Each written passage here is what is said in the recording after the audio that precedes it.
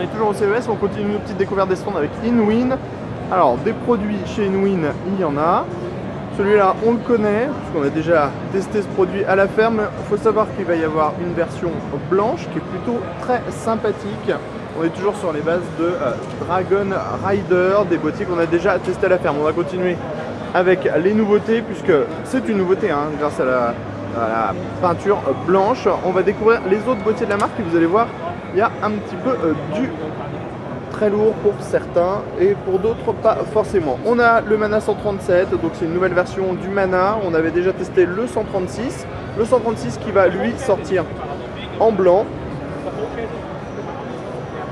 Ensuite, on a le nouveau Buck, le Buck 101, un produit au design vraiment, on va dire, recherché. On a toujours du châssis à la Inwin, donc relativement complet, mais souvent avec un acier un petit peu plus fin que la moyenne.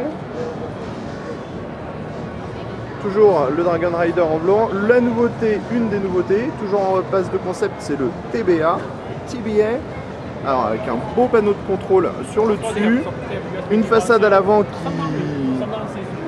ne laisse pas indifférent ou laisse totalement indifférent, c'est à vous de choisir, avec ici une large ouverture. Et au niveau du châssis, c'est du Inwin, donc avec du rack, du hot swap, du montage sans vis, du cable management, on n'oublie rien chez la marque. On a l'autre TBA, donc au niveau du design, on le voit, hein, c'est encore quelque chose qui est relativement recherché. Donc on aime ou on n'aime pas, hein, forcément. Ça claque un petit peu du mammouth. Et ici c'est la nouvelle table de bench, et là par contre la nouvelle table de bench, on a beau dire, c'est quelque chose d'absolument magnifique, entièrement en aluminium, avec même de l'aluminium gaufré ici, c'est hyper solide, on le voit, et ça pour faire du bench, ça semble relativement pratique et tout est prévu pour mettre de l'alimentation et toutes ces choses là. Sur le dessus, on a les nouvelles alimentations avec la glacier en 900 watts, 80 plus gold avec des câbles modulaires.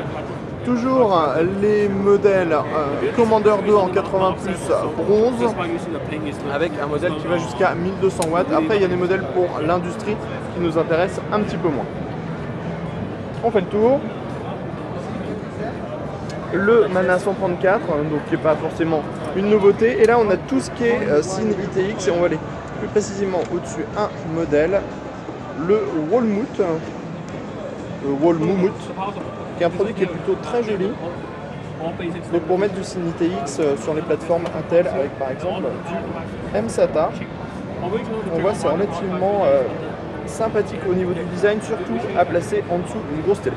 Voilà ce qu'il y avait à voir chez Inwin. On vous dit à bientôt sur Cocotte TV.